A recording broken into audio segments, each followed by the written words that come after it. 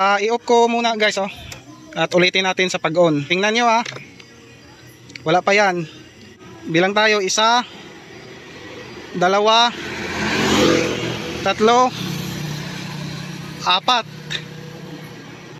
1, 2, 3, 4, 5, 6, no?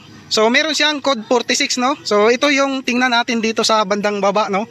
Kasi kadalasan sa code 46 is yung kanyang rectifier regulator, no? Minsan rin nasa battery at sa kanyang wirings. Guys, nandito yung kanyang rectifier regulator. Dito, oh, may nakita ako. Guys, kita nyo dito, napulbos na siya, oh. Palitan natin to ng wire. Putulin na dito, dugtungan natin ng bagong wire, no? Kasi minus na yung kanyang supply papunta sa ignition switch, no? At yung galing sa kanyang battery.